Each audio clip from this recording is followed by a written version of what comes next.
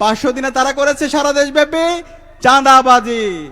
500 দিন ব্যাপী তারা করেছে কি টেন্ডারবাজি, সন্ত্রাস, ধর্ষণ এবং নিজেদের অন্তর্কুণ্ডলে ডাবল সেঞ্চুরি। 200-এর অধিক মানুষকে তারা হত্যা করেছে। সুতরাং এদের কথা কি আপনারা বিশ্বাস করবেন?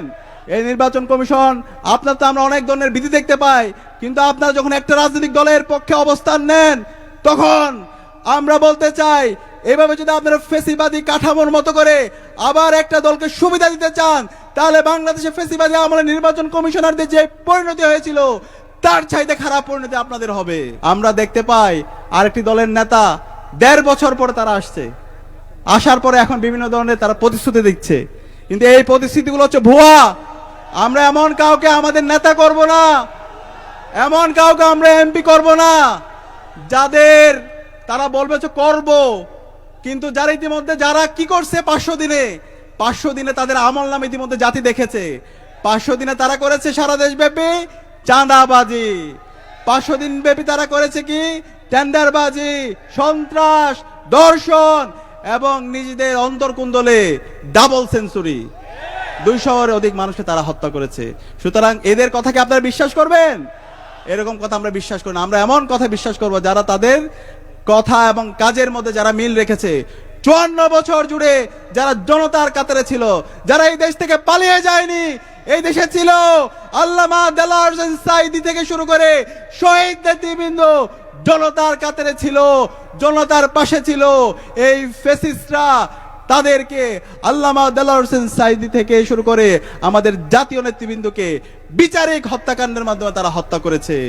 সুতরাং এই আসন্ন নির্বাচনে এই হত্যার বদলা ব্যালট বিপ্লবের মাধ্যমে নিতে হবে। আমরা কি পারবো ইনশাআল্লাহ? ইতিমধ্যে বাংলাদেশের তরুণরা এবং সর্বস্তরের মানুষরা মুখিয়ে আছে তারা ইনসাফের প্রতিনিধিদেরকে বাছাই করার জন্য।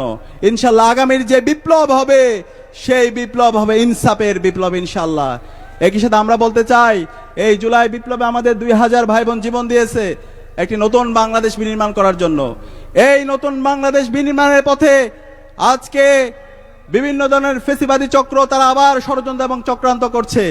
এই নির্বাচন যেন অবাধ সুষ্ঠু না হয় সেই জন্য বিভিন্ন ধরনের আমরা অপপ্রয়াস দেখতে পাচ্ছি। আমরা নির্বাচন কমিশনকে বলতে চাই, নির্বাচন কমিশনের দায়িত্ব হচ্ছে সকল রাজনৈতিক দলের জন্য, সকল প্রার্থীর জন্য লেভেল প্লেইং ফিল্ড তৈরি করা। আইন শৃঙ্খলা বাহিনীর দায়িত্ব হচ্ছে সকল প্রার্থীর জন্য লেভেল প্লেইং ফিল্ড তৈরি করা। কিন্তু আমরা দেখতে পেয়েছি শেরপুরে বিএনপি সন্ত্রাসীদের হাতে শহীদ হয়েছে আমাদের রেজাউল করিম ভাই। এখন পর্যন্ত আইন শৃঙ্খলা বাহিনী, নির্বাচন কমিশনার এরা এই বিএনপির সন্ত্রাসীদেরকে তারা অ্যারেস্ট করতে ব্যর্থ হয়েছে।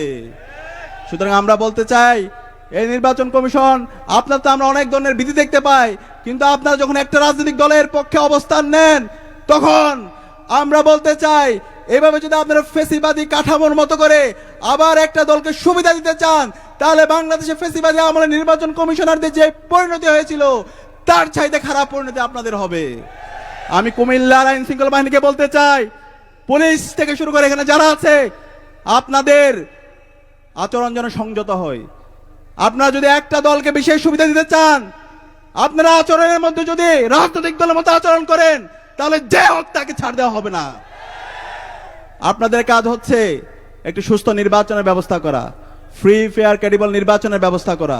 সেই নির্বাচন লেগে আছে, জুলাই বিপ্লবের শহীদদের রক্তের দাগ লেগে আছে।